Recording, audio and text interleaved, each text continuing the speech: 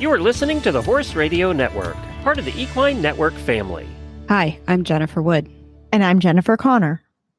From Equestrian Businesswomen, and you're listening to Equestrian B2B, the podcast that brings together industry leaders, entrepreneurs, and equestrians for conversations about how they build and sustain a successful business.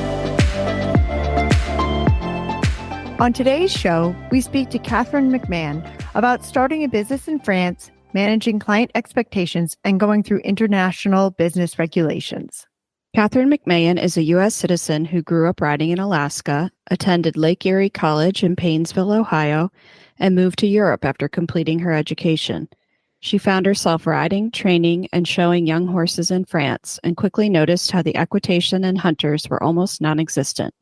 In 2013, Katherine and her business partner, Alizé Gendon, began their journey as business partners to connect American riders with their dream horses in France, streamlining the business from start to finish. The business partners met while riding at the same facility, and together with their individual expertise, they created a business like no other.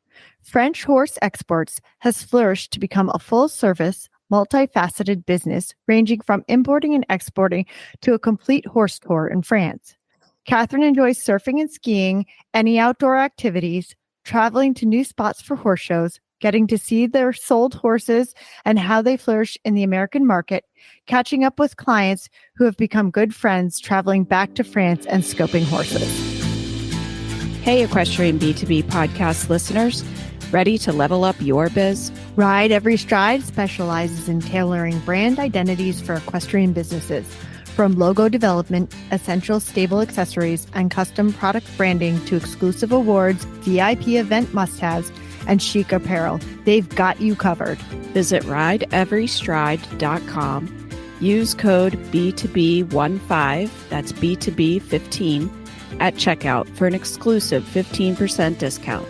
Elevate your brand with Ride Every Stride, supporting women in business and equestrian excellence. Hi, Katherine. Thanks so much for joining us. It's great to have you here. I know we've met before at the Wellington networking event, and wanted to kind of talk more with you about your business and what you guys do there. So we'll kind of start with what the inspiration was behind starting your business. Can you tell us kind of why you wanted to do something like this?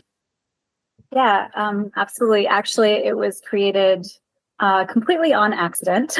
So I was living abroad in France, and I was actually working as a college professor, so had nothing to do with the equestrian business, but I was continuing to ride.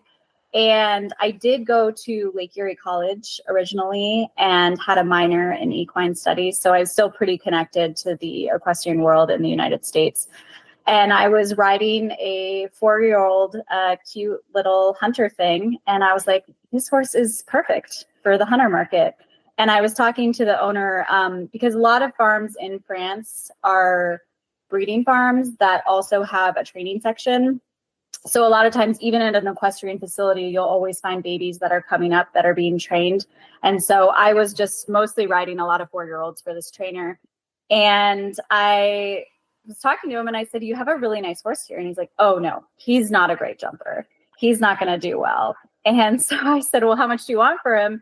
And I think at this time it was like, like 8,000 or 10,000 or something like that. And I was like, wait, let me call some friends. So I called my friend Nicole DeCourty-Bush.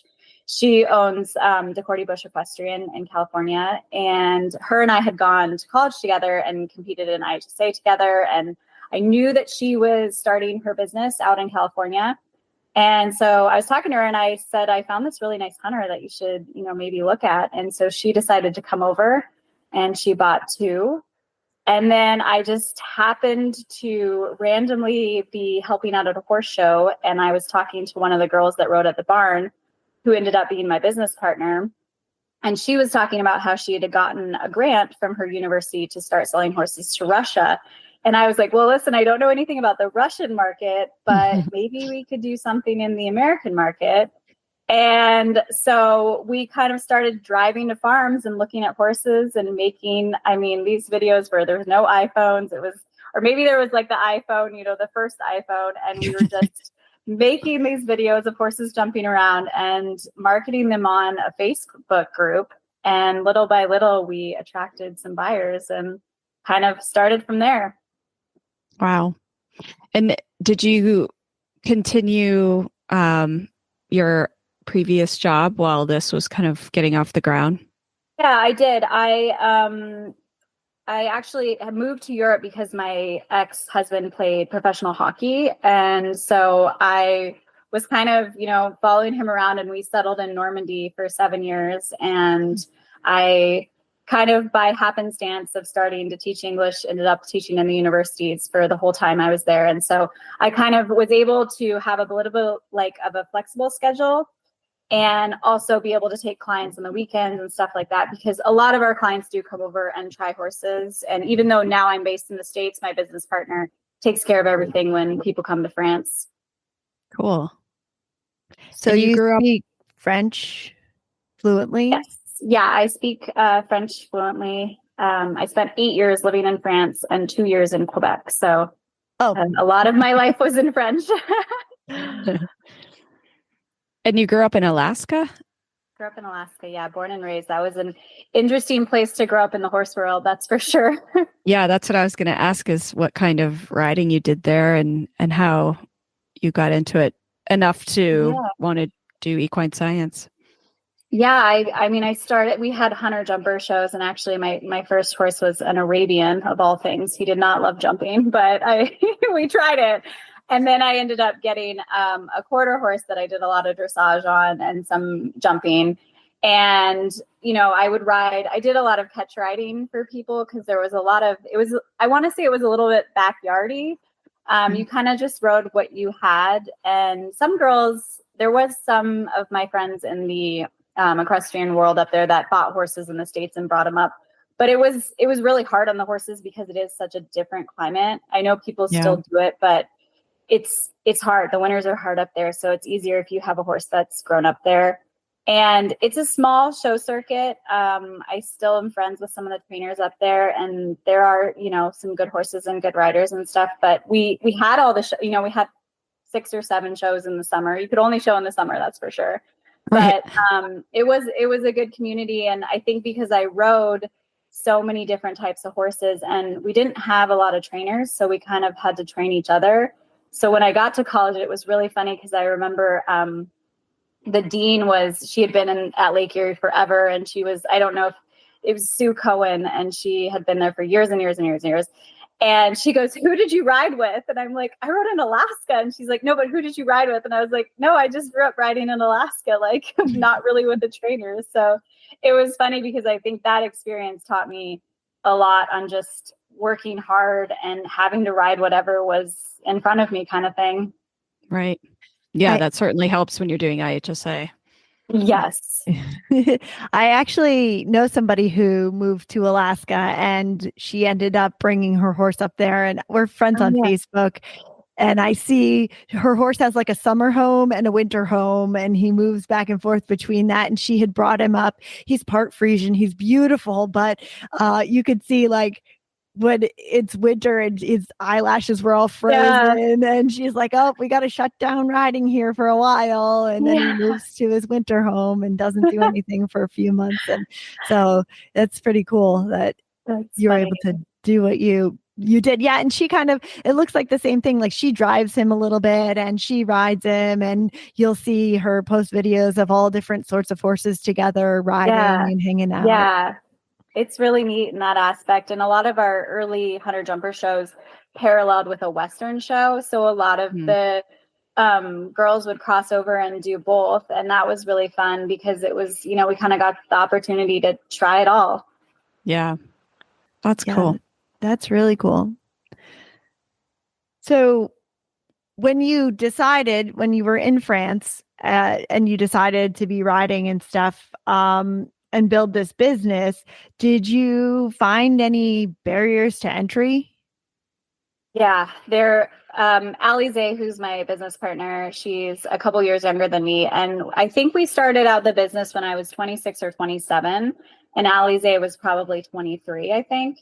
And we show up, and they were doing it this time in France. They haven't done this in a while, but they would do these 2-day sales. So you would show up, and you would have 2 days, and all these horses would go around and jump a course, and they would be for sale. And so we were kind of like scouting and trying to, find horses, and we found a couple we really liked, and we had clients for them, and then they got sold out from under us. And so we kind of were realizing that we were dealing with some other, male brokers that had more of the market at the time. And, we were kind of these two young girls coming in, and everyone's like, who are these two, and they didn't really want to give us priority at first. They kind of dismissed us. I mean, I remember one of the first or second times we went around to the barns, and everyone was like, oh, you're trying to sell horses to the States, and, what are your credentials and this and that. And so it was hard to build a name at first to have people take us seriously. And I think that probably took a couple years, but now it's not a question anymore. So I think that takes a lot of determination to get through that. If you said it takes a couple of years to kind of get it going, and what did it mean to you? Like, did it mean getting better relationships with people, or just getting to know them? I think some of it was some of the breeders and, riders giving us a chance and believing in us, and also landing better clients. Because at first we kind of just took whatever, and we still, are open to any types of clients and lots of different types of budgets. But in the beginning, we were, bending over backwards. We really focused on our reputation.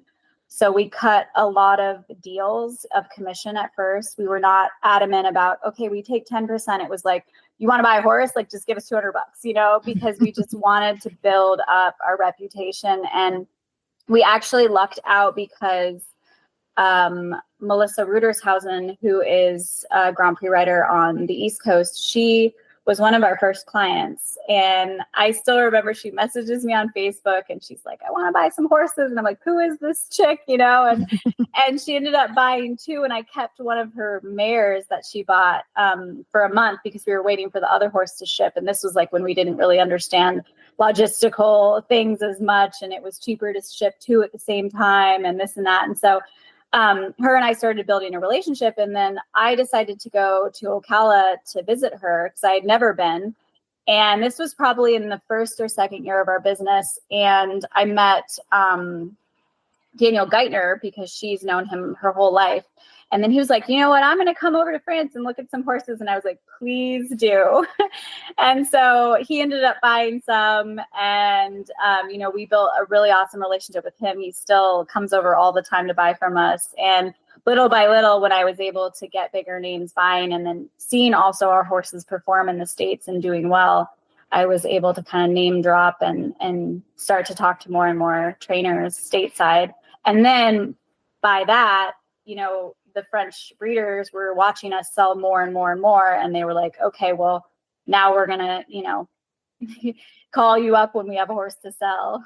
Right. Did you it's ever? Interesting. Oh, sorry. That's okay. Go ahead. I was going to say it's interesting that you needed the American buy-in before the French. Yeah, they are big on reputation as well in France, more so I think than the States sometimes. I was going to say, were you ever denied going to a farm to look at horses?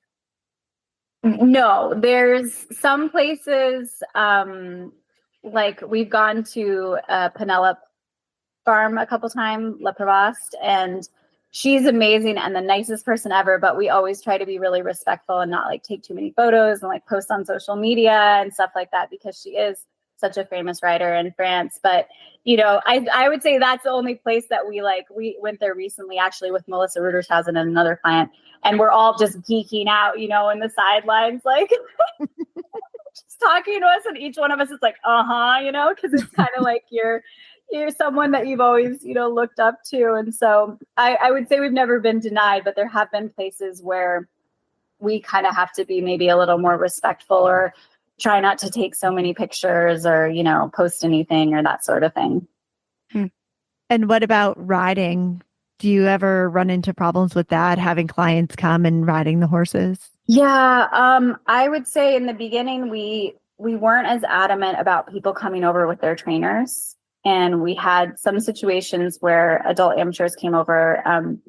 And I did have one situation where a client I didn't know her level, and she had a really small budget, which sometimes means you end up looking at younger horses. And she got there and she was like, oh yeah, I show like 2.6, 2.9 hunters. And I was like calling everybody up and like, lunge your horse, ride your horse. Like, then I got on the horse and everything was fine. But it's just like, I think people don't realize that trying horses in France isn't the same as trying horses in the US. The horses aren't prepped as much because French people do like more blood and they're used to riding hotter horses.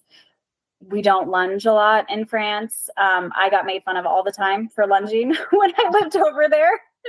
And I'd be like, but it's a hunter, I need to lunge it, and so a lot of times it's, it's not going to be the same experience, and it's not prepped, or they're tacking it up while you get there. And maybe they pulled it from the field. It's always an adventure sometimes at certain barns. And so I think having trainers there and also having people that are open-minded, because sometimes people don't realize that, you're riding a horse that may be ridden differently. He may be a hunter prospect, but he may be ridden as a jumper. So you have to envision that horse in 3 to 6 months of what the American training system will then turn that horse into. So we like to deal with people that understand. I think Germany does a better job at presenting a more refined, I'm not sure what I want to say here, like a refined trying of horses selection, because everything is so organized, and French people, they do things a little differently, and that's okay too. So it's less organized sometimes and maybe a little rougher, but as long as people understand that, it's usually pretty good. And sometimes we do ask for videos of clients riding now if we don't know the trainer, or we don't know the client coming, because we do have issues from time to time. Yeah, that's good to know.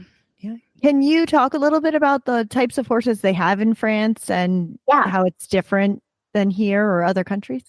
Absolutely. So it's predominantly Selle Français. We do find some Belgian warm bloods. We will sell, and a lot of Zangerscheids, to be honest. Not as many as the Selle Français, but we do sell Zangerscheids. And then occasionally you might find a Holsteiner or a Hanoverian or something but there's not a lot of German breeding in France. I personally find that the Selle Français, and I might not have as much experience with German breeds and riding them and that, but I think German horses sometimes are prettier than the Selle Français. But I think there's more refined breeding that has come into the Selle Français to make some of them more attractive, but they do look a little bit more thoroughbredy. Sometimes they're a little bit lankier. Sometimes they do have a block head. We always joke about that all the time. We'll say that's a real Selle Français over there. Because at some point they did, I might be wrong on this, so you might want to fact check this, but they had trotters into the line of Selle Français. So that, kind of affected that look that they have.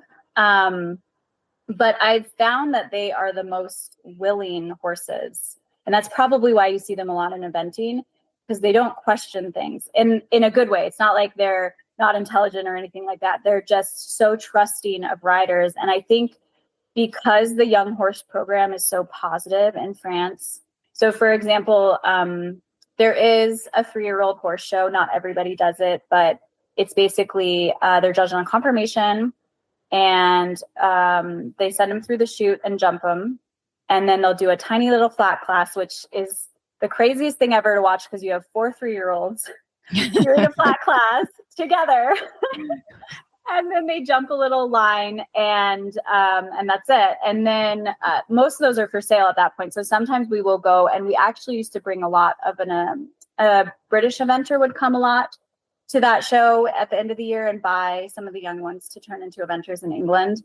And then the 4-year-old series starts out really easy. They end up jumping meter 15 by the end, but all of the turns are big wide turns. They start out with putting, a cross rail as the front rail for an oxer, and it's super encouraging. And by the end, they do jump a tiny little open water jump for the regionals.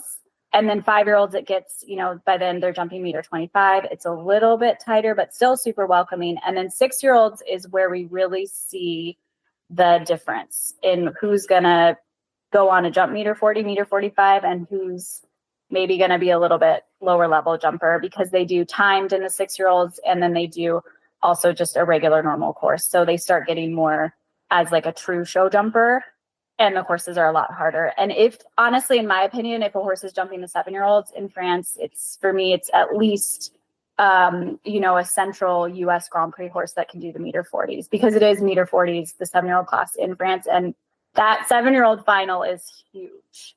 So I think by doing all of this, they just prep these horses, and they don't overjump them. They don't overschool them. And that's also because they have so many horses in the barn that, they don't have the time. So oftentimes the 4-year-olds won't even jump at home. They'll just flat around. Maybe the breeder will lunge them if the trainer's not there. And then they just trailer them to the show, and someone gets on and jumps them around, and then they go back home to their pasture. That's a brave soul. Yeah. That's cool. But it's interesting to hear that, because, when you think of, the self-Francais horses and the types of qualities they're supposed to have. And I immediately think of most of Steve Gerdot's top horses are self-Francais. And it's funny because and maybe it's just the way he rides them as well. Like, I feel like they go exactly the same way. They all kind of look not pretty. They don't move great. They don't jump. They don't jump in that typical, like, super round, super high knees, but they're very, very careful and have tons of scope. And I feel like he's one of those riders where you're like, oh, that's a Steve Gerdot horse every time you see them. But most of them are French. Yeah. It is very common. And we see that a lot too in the breeding. Breeding is like everything in France. I think a little bit of the opening ceremonies, and I've, seen a lot of reels and memes on stuff, and everyone talks about, France was showing its art. And I really feel for them, breeding is an art. My business partner will be like, well, this horse, if it eats this type of food because it's bred by this sire, will stock up more than that horse. And so we have to breed it to this type of horse in order for the blood to, and it's wild. I mean, they are so specialized on it, and it's fascinating. And we do see, certain sires will throw horses that all have a certain like they'll be like, oh, that's a DMA, or, oh, that's our Arc de Triomphe, because it's like that. And it's kind of like, we'll see patterns in certain horses. We have a client right now that's asking for a certain type of breeding because it makes a great equitation horse. So it's interesting to see the differences, and then see how much breeding actually really matters. Yeah. I come from the racing world, so I think that breeding, like, they've been on that for a long time, right? Breeding's been very important. And then, since that comes from Europe, I think the Europeans are much more ahead of us. But I have seen where Americans have really started kind of paying attention. I'm in a lot of the breeding groups, and they're asking, who should I breed my mare to? I want this quality, where should I go? Should it be Europe, or do we have stallions here? So I think we're catching up, but I do think we're a little bit behind where they are in Europe on as far as breeding goes and the importance and bloodlines. Yeah, I agree. And one thing that France does right that I don't know enough about breeding in the US and with the young horses, but this is the time now of the horses. We've passed the regionals, and the finals are coming up here for the 4, 5, 6, and 7-year-olds. And some trainers or breeders will take their horses there if they're qualified, and some will just qualify and then not go. And so in late August and into September is when they turn out the horses. They let the babies go live outside for 2 or 3 months and grow and be babies and be horses, and they bring them back in, either late winter or, maybe February even, to re-break them, or if it's a 4-year-old coming 5, sometimes they need a little extra, but just bring them back in and put them back in training. Yeah, I've seen that too. I worked at a breeding farm and they had an Irish trainer actually who came in, and that was kind of his style, was break them and then you kick them out for a while and then we bring them back when they've grown and they've had time to move around in the field. I think it's good for their brains. Yeah. Yeah, I agree. They don't get burned out as much. Yeah. And so as you kind of started this business and it was growing, what did your business model look like when you started compared to what it is now? Yeah, I mean, in the beginning, we were kind of just like, you want to buy a horse? Perfect. It was kind of like, we were just trying. And I wouldn't say that we never, of course, some horses don't work out. And there have been some situations where horses are horses. That's not a bicycle, Yeah. But I would say for the most part, we've always backed, whatever we've sold and stood by. We know that we're selling a good horse. And, so I think in the beginning, we kind of just wanted to get the numbers a little bit higher and that reputation. And then we started kind of being like, okay, we're going to make sure we ask for this type of commission and we're going to, make sure that this is coming that way. And so we've always worked as brokers.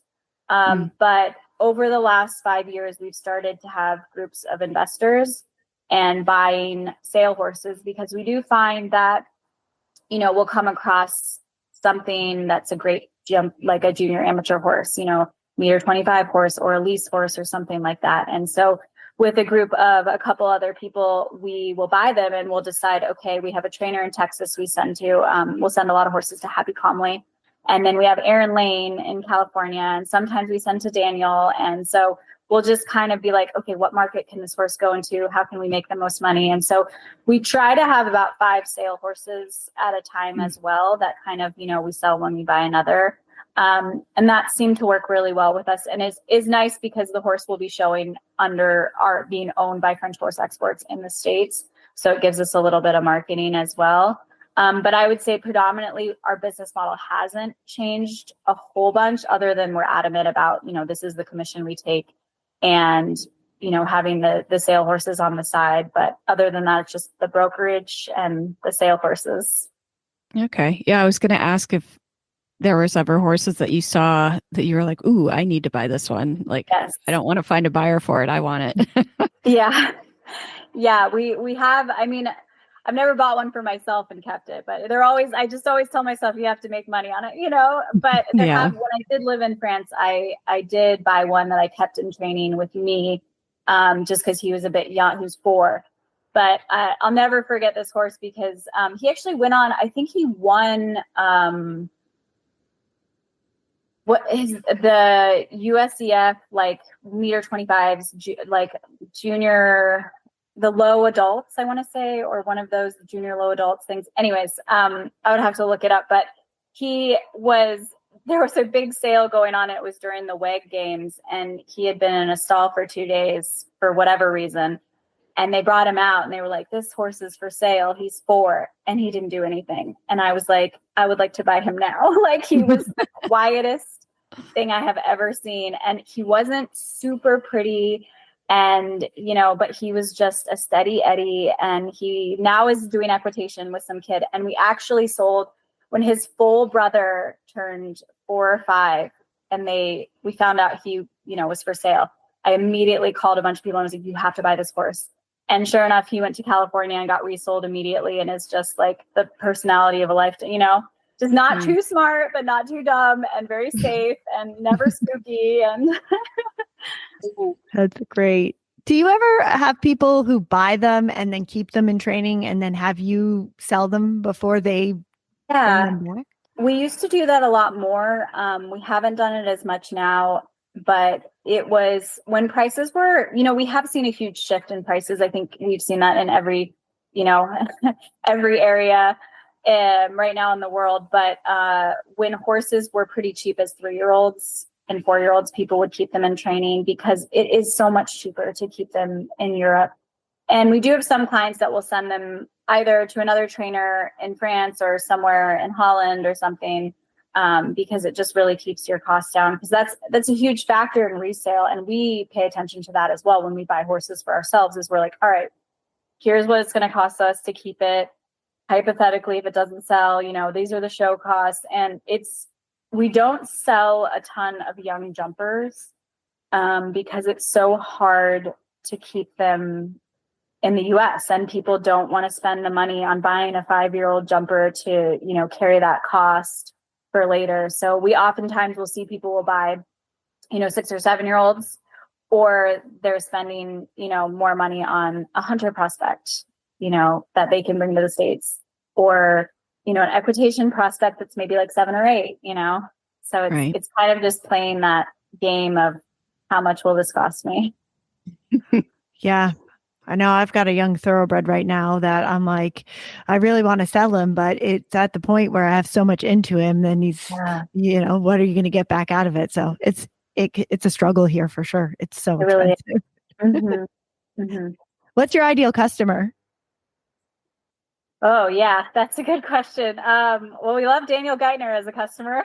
He knows exactly what he wants. Someone that comes over and they know what they want.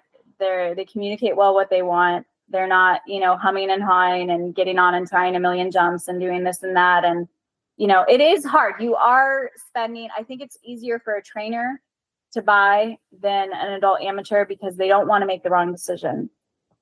And so when a trainer comes over, they know exactly what they can resell or not resell, ideally. So sometimes it is easier working with a trainer that's buying a resale versus finding that unicorn for a client, And some clients are really easy, and they know what they want, and we find it, or versus some clients, they, go back and forth. But so I think someone who's pretty decisive, that we've worked with before. We're running into a lot of issues with x-rays. I think that's everywhere in resales. We used to see a lot of issues with people focusing on naviculars, and now it's turned into kissing spine. We never used to x-ray backs in the beginning, and now we're x-raying, so much of the horse. And so it's nice when we have a trainer or someone who's buying for themselves that understands, the mechanics of a horse. Because I'm sure if you x-rayed my body, like there would be some issues, but I would like to say I'm serviceably sound. So,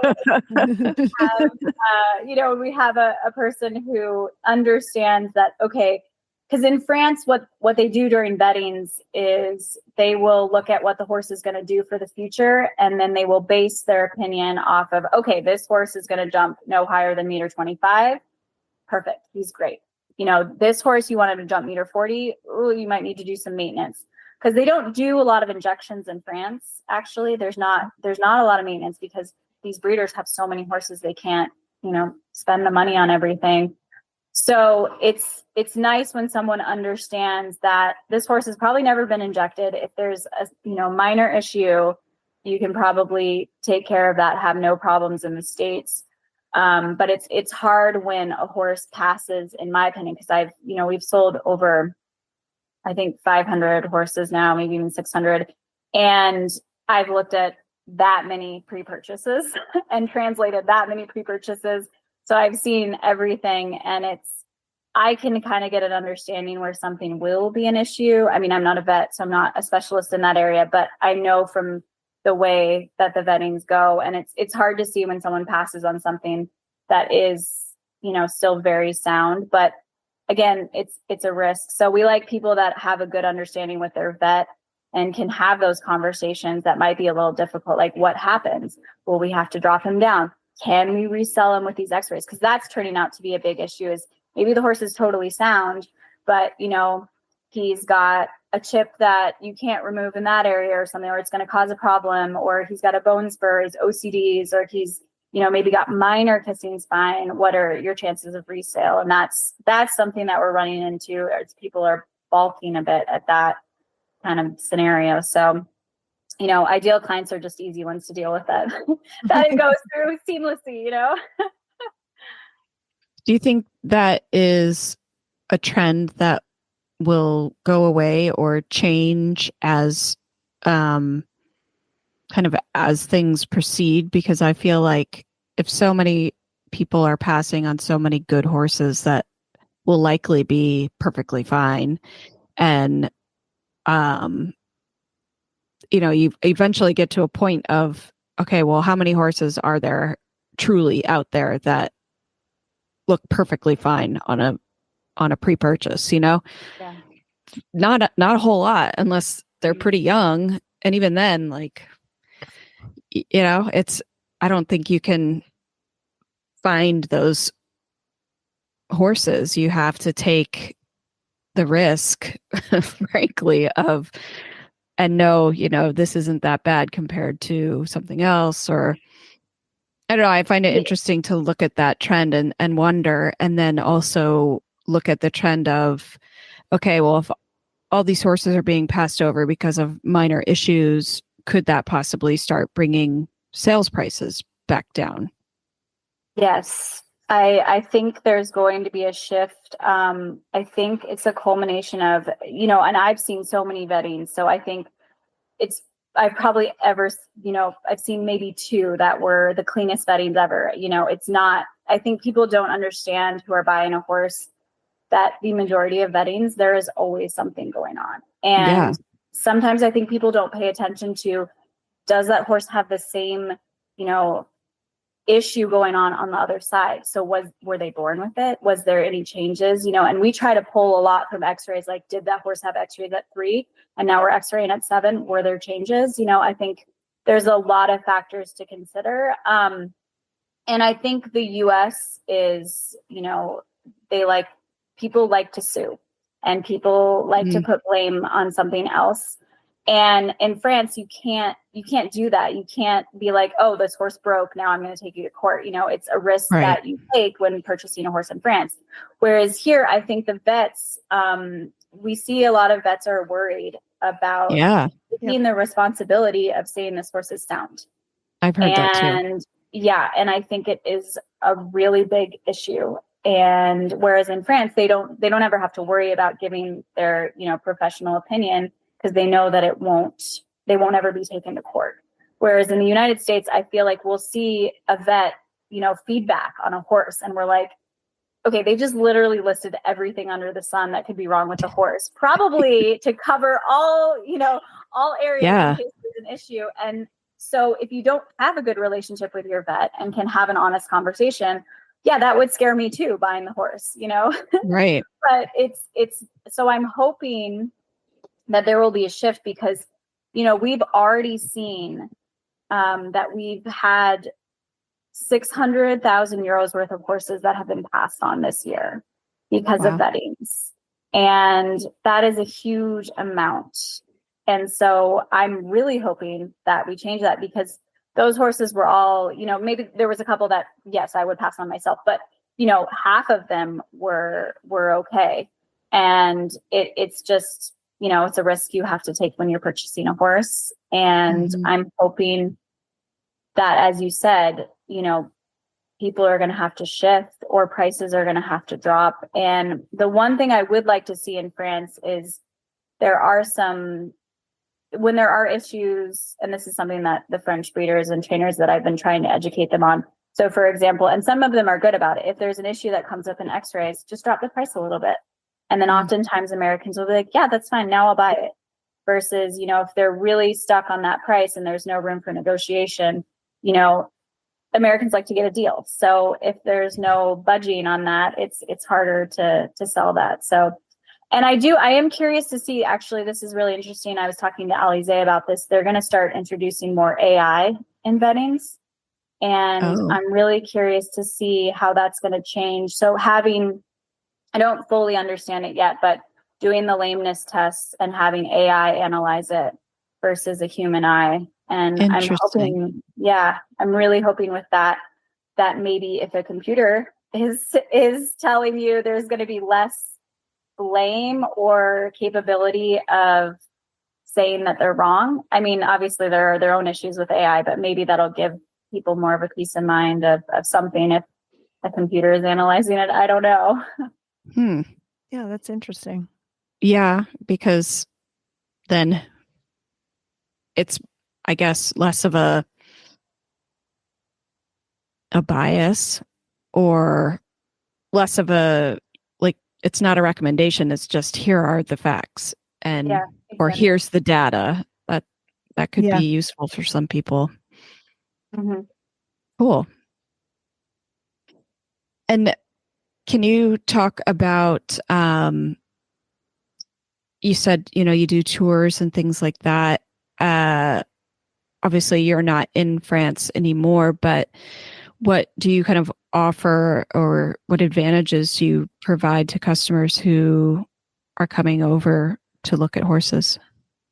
Yeah, before they come over, we kind of get an idea of what their budget is, what type of horse they're looking for. We'll give them some options and they'll make a list of like, okay, I want to see these types of horses. And then we'll organize, depending on the location of the horses, we might try and group some together. We'll give them an amount of days that we believe that they should stay so that they have a day for, retrials or whatever. And then we find a lot too. We'll go to barns and we'll just be like, hey, do you have anything that fits this criteria sitting in here? And then people will start pulling out horses sometimes, or, we'll get a call that, oh, I know, so-and-so has a horse that would work. And so there's always like, some surprises, and oftentimes they're good, obviously. But yeah, we offer that. And we find majority of our clients do like to buy by coming over to France. It is, it's better to sit on a horse, I think, for a lot of people, especially when you have a bigger budget. We tend to sell the horses we sell off video usually are, I want to say 40,000 or less, just because I think it's less of a risk if it doesn't end up working out. And so I think it depends on the comfort level. We also have trainers that we know really well, and we'll just send them a video and be like, you need to buy this horse. We know it's your type, and they trust us on that sort of thing. But I would say majority of clients do come over, and, we just basically provide a schedule for them and take them around and try a bunch of horses. And, then hopefully they find the one they're looking for. Yeah. So you kind of just manage the trips to the stables and seeing the horses, but it's not like a full concierge, like, no. all you Yeah, travel. we like to go out to dinner with the clients and stuff like that. And you will see me go over once and twice a year with, with the clients that like some of my friends, or if someone's like, oh, we've got a budget for this and we want this type of horse. I'm like buying my plane ticket. Yes, I'll be there, just so we get to go to the really fun barns. But, it depends. But yeah, we kind of allow them, if they need help booking accommodations, we're happy to like do more things. And I think in the beginning of our business, we did organize a lot more, but we've had majority, I would say probably over 60% of our clients are repeat clients. So they know the drill, they know, how to come over, and they're comfortable, and they've maybe got their place they love to stay at, or their restaurant they like to go to. And so we might be more hands off with those. And if it's a first timer, we definitely try to make sure that they have a good experience, and make sure that, at the end of the day, they know where they're going. They, may need a suggestion for dinner or something like that. So, Yeah. What's the best time of year to go over? Honestly, I would say, well, weather-wise, now, but the prices are a lot higher right now because all the horses are coming off of regionals and going to finals. So I always tell people now is not the best time to buy because everything's inflated. So it's either going into the winter where those owners don't want to pay for training for that horse, and you see a lot of prices drop in like December, January. So it's awesome for people that are going to Wellington or Ocala that need, more horses to come over in that November, December period. Or honestly, in the spring, when the horses are starting the young horse shows, like April, they've already maybe been out and done a couple shows. They've, seen everything. They're getting trained, but the prices are still pretty low. There's a big race called the Prix de Marique for the standard breds. And it's like a bucket list thing for me. So I'm just putting in my head, like when that race is that a good time to go over? Maybe I could make a whole trip out of it. Yeah, we'd love that. What kind of marketing strategy do you have? This is an interesting industry. I always tell people there's nothing like the equestrian industry. It's really a lot of word of mouth, to be honest. And That's what I was going to ask. Yeah, it's kind of like, I always tell people, it's like, I assume what art and fashion is a little bit, it's, you're providing this service that's so unique to these people. And it's catered very differently to each different client. And we have a website where we're in the process actually of changing that a little. And we've talked already about people know who we are at this point. So we don't have to do a ton of marketing online anymore. We have presence on different platforms like ProEquest and stuff like that. And we have obviously our social media, but the thing we run into is we do want a presence on social media, but we're not offering, we don't want kids messaging us about horses for sale. Like, that's not our clientele. It's oftentimes, so it's, for us, we want to grow the Instagram, but we don't also need that presence, because a lot of times it's like, yeah, that's great, but we don't want, a 14-year-old kid texting us about a $50,000 horse. Like, yeah, maybe they are going to buy it, but a lot of times it's, we need to talk to the trainer or the parents or stuff like that. So honestly, we love dealing, with people that find us and then their trainer contacts us, or they're contacting us and we're still in talks with the trainer. And so the marketing that also works really well, that I do a lot of, is I go physically to the horse shows in the States and I talk to people, and I, will message people, see who's there, and, hey, are you looking for anything? And oftentimes it's nice because I have such a wide range of clients, that if someone does have a horse for sale I'm not selling from France, or it happens to be at a show, I'm also able to connect people at shows that might not know each other, just because we have such a broad base of clients. So East Coast, West Coast kind of things, which I've done before, where, it's nice someone might be selling a horse in California and it's perfect for Ocala. And so, yeah, but I find that works best for our marketing, is just a lot more in person and word of mouth and, face to face or text to text kind of thing, versus doing massive. We have done, sponsoring of shows, and we have had a jump, and we have done a little bit at Wellington on the off seasons, but we haven't seen really that it's, changed that much for us as far as getting more clients.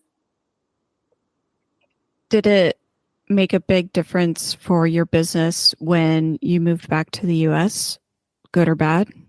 Yeah, I would say there's pros and cons. I think sometimes the cons for me are, I don't exactly know the horses as well as I used to, but Alize does. So I fully trust her being my business partner, and she knows the horses, she sees the horses, So sometimes it's harder for me to explain what the horse is like, because I haven't seen it, or, I don't know exactly the details. But I would say that the pros are, we're able to make a presence at the shows, and people know I'm coming. I'm able to have client dinners. It's good to have people see you on a regular basis, because sometimes they can forget about you. And so I think overall it was a good move, and it's easier to be maybe on this time zone and instead of being European. And I think it also is a trust thing, buying from our business is amazing, because you have one American and you have one French person. So you have the whole connection of both countries, and we're able to really adapt culturally to both sides. Like Alize, I don't always negotiate because I'm too direct, but she's really good about doing that dance, French negotiation thing. And then I'm really good at dealing with the American clients who might be offensive to her at times, and so it's worked out really well to have, the French people trust her. She's French. Americans, I think, trust the fact that I grew up here and that I am physically here. And so it's kind of, we've found people have really said that about our business, is just that it's a very honest business. Mm-hmm. And that, like you said before, that trust factor is so important when you're trying to invest so much money in a horse. Absolutely. We've heard horror stories of people buying in Europe, and we really are transparent in everything that we do. And so I think that makes a huge difference for example, we make sure that all the flexions are filmed. So there's no questions about, is that horse really sound? The pre-purchase says yes, but is it? We really try to be, because we don't want to sell you a horse that's not going to work out. That would be horrible for us. Right. Like you said, good word of mouth. And then there's also bad word of mouth, which absolutely can have just as much of an effect. And did you, you've been in business with Alizé for over 10 years now. How has that partnership evolved with her? Yeah, it's been great. We've both had periods of time where we kind of, like I was married and had a kid, and she was with someone and had a kid, and there was times where we had to, pick up slack or kind of delegate different duties. And overall, it's worked out really well. I think that we know each other pretty well, and we have different kind of characteristics of our personalities that complement each other. She might be more organized on something than me, and I might be, more attuned to detail that she doesn't think about. And so I think it's really good to have those different types of things. And we've seen it's worked really well together. That's great. Are there any regulations that you have to follow? I'm just curious to know. Yeah. Well, the horses have to be tested for pyroplasmosis before, and that's been kind of an interesting, we aren't finding, there is some talk about it's tick-borne, and in France, I guess they're trying to come up with a vaccine for it, to be honest, which would be amazing because we have lost sales because of it. Mm-hmm. And also apparently with, the temperatures going up, because we predominantly source out of Normandy or Brittany or the Parisian region, and we don't sell a lot in the south because oftentimes the horses do have pyroplasmosis, and apparently they're finding it's traveling farther north now, and so that's why they're also trying to potentially work on a vaccine for that, which I think would be a game changer for a lot of things, because you hear those horror stories, and that's something I think people don't realize is we pay attention to the titers of the blood, actually, because horses can be triggered to test positive on transport. And so if they're too high, if they're still negative, but they're too high, we recommend not purchasing that horse and importing it, because then there's, the issue of if your horse also travels on the the transport with the horse that's positive. We ran into that situation on a horse that we bought, and it's like, you have to stay in quarantine. And so that is like the biggest regulation that we run into, and the biggest issue that I think people have to be aware of. Other than that, we don't physically do the paperwork for import or export. We have Natalie Brossard at Equiservices does it for us. And then obviously we have our quarantine agent. We normally use Bastion. And so that we don't have to worry about that at all. But that pyroplasmosis is the one thing that we also try and do that test before we even do a vetting, because you don't want to have someone that's out $2,000 and the horse is positive. Yeah. Mm-hmm. And is your business incorporated in France or in the U.S.? Mine is in the U.S. Well, ours is French Horse Exports is registered in the U.S. And so I register it under my name. And then Alizé, for tax purposes, has to register under her actual name in France. But we, obviously share the profit. Yeah. That was, I think, where we were wondering how, if you did start it in France, like how different is it than starting a business here? I think it's super hard. I mean, Alizé has told me some things about it, but I always from day one had it registered in the US, and I talked to an accountant and was able to do it that way, because it's the paperwork and bureaucracy in France is quite the challenge. Yeah, that's what I was thinking as well. And especially if, if you haven't been through it before and you don't know all those ins and outs of the different levels of government that you may have to go through. Yeah, exactly. And what's something that really keeps you in this business? What is it about it that you love the most and makes you want to keep having horses come to the U.S.? I think, I recently sold a horse to one of my college friends who we went to college at Lake Erie together, and then she went on to be a vet, and she didn't have, a lot of time or anything like that to ride. And she recently got back into riding, and she contacted me. She's like, I think I want to buy a horse. And I'm like, okay, I was happened to be going to France to take a trip with another client, and I tried horses for her, and I found her one, and I walked her through the whole process, and I was like, this is the horse for you. And she is just beyond overjoyed with this horse. I mean, I found her unicorn, and stories like that is just, we've had so many clients that are just so appreciative of the horses that we've sold them. And it's just so special to know that we were able to find, something that's so important in their life. And I think also helping out the French, equestrian market has been a lot for us too. They're so thankful. France is lucky because it is such a huge sport in France. And, right. The breeders, I don't know exactly how it works, but there is some subsidizing for breeding, and there is some, resources from the government to promote, self-français and stuff like that.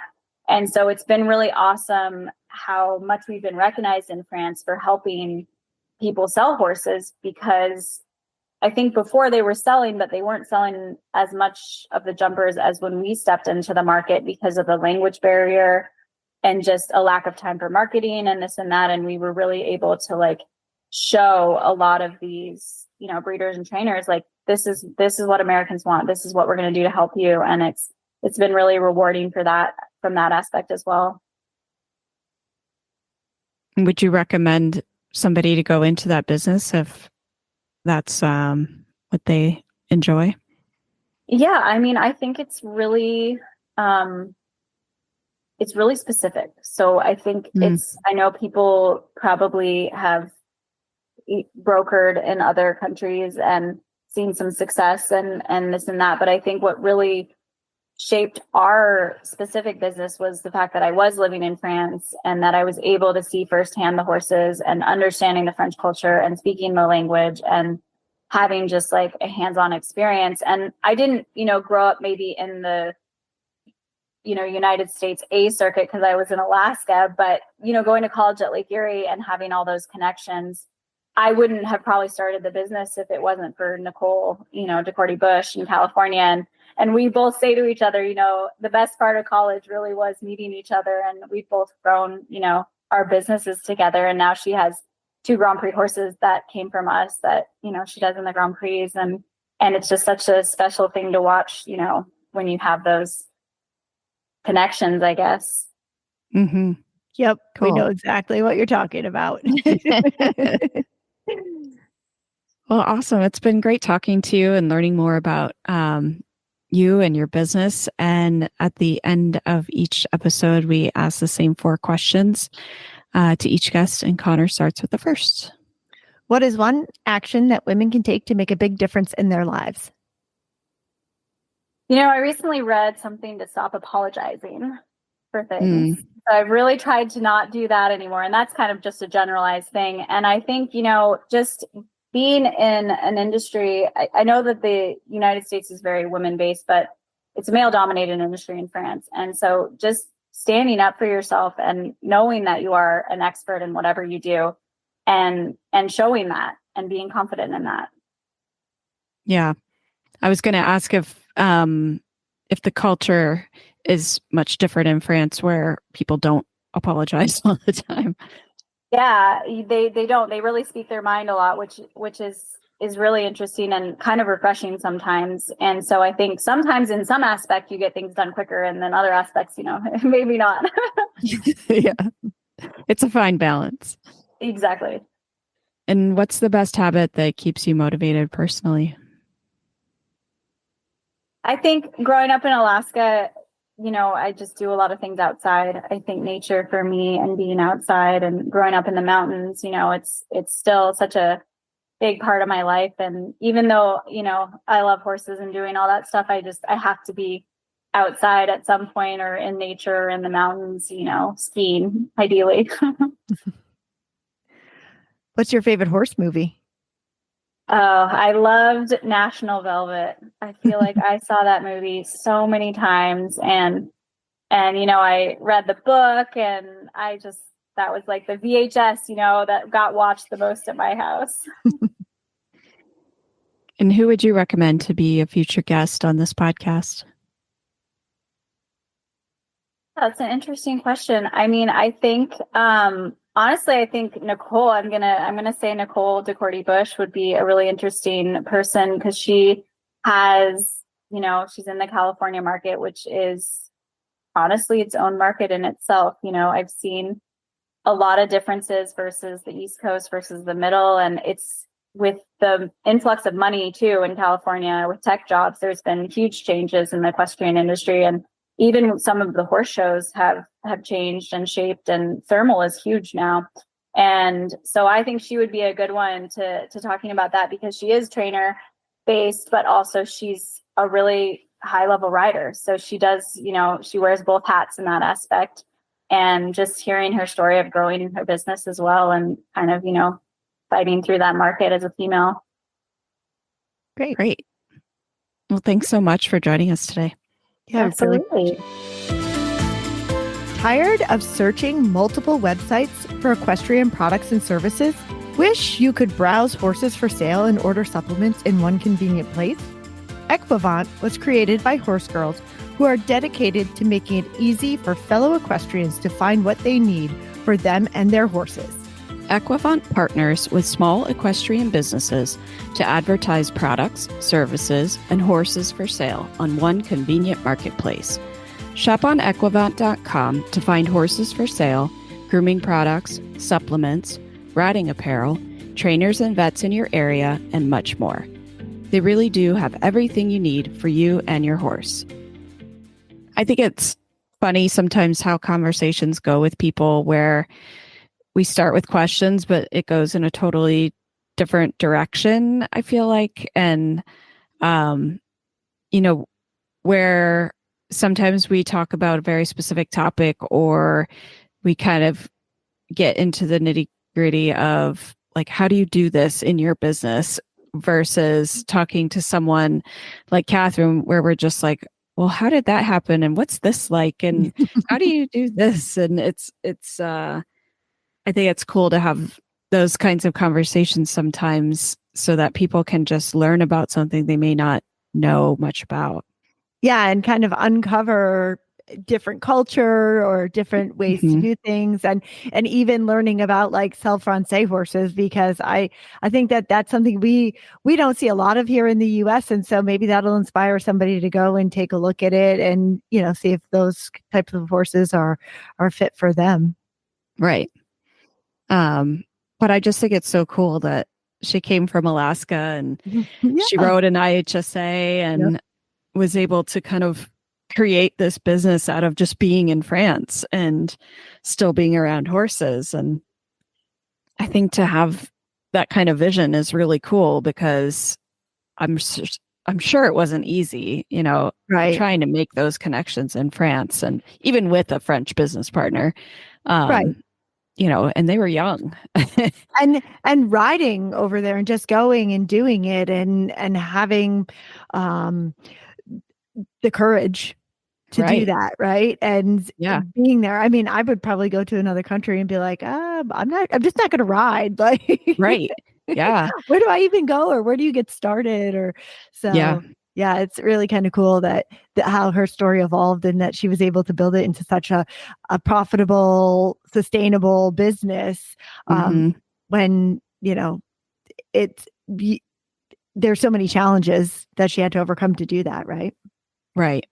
And I think it's interesting, we've talked to women before who have a similar business of, horse sales.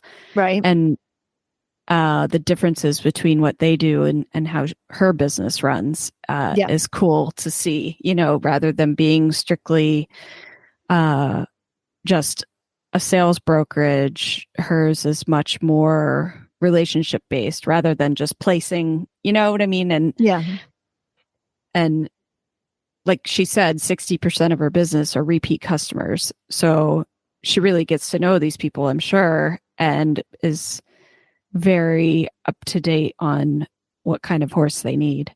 Yeah, and her ability to come from where she came from in Alaska and riding all these different horses, and then IHSA, to that path to being so perceptive, seeing horses over there and being like, you know what, this is a nice horse. Like, I like this. Not everybody has that eye for horses to be able to place it. And obviously she's developed that and, had success, and kudos to her for being able to do that, because not saying anything against where she came from, but typically if you're riding those, backyard type horses, riding whatever, you don't always get the opportunity to see the better horses, right? Right. The best of the best. Yeah. At the top of the sport and that sort of thing. But yeah, I think all of that experience helped her. And,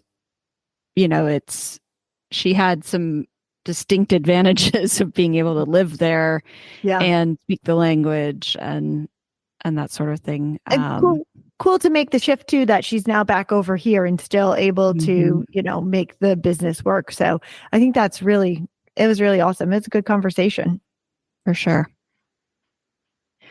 Well, we both have a million things to do. So we're going to wrap up today with find the links to today's guests in the show notes at www.eqbusinesswomen.com. Equestrian B2B is out twice a month on the 1st and the 15th. You can find out more at eqbusinesswomen.com and follow us on Facebook and Instagram. Find Equestrian B2B wherever you get your podcasts, and be sure to follow, subscribe, and leave a review. You can have all 20 plus shows of the Horse Radio Network with you wherever you go with their free app for iPhone and Android. Go to your app store and search Horse Radio Network. Now, go cultivate relationships.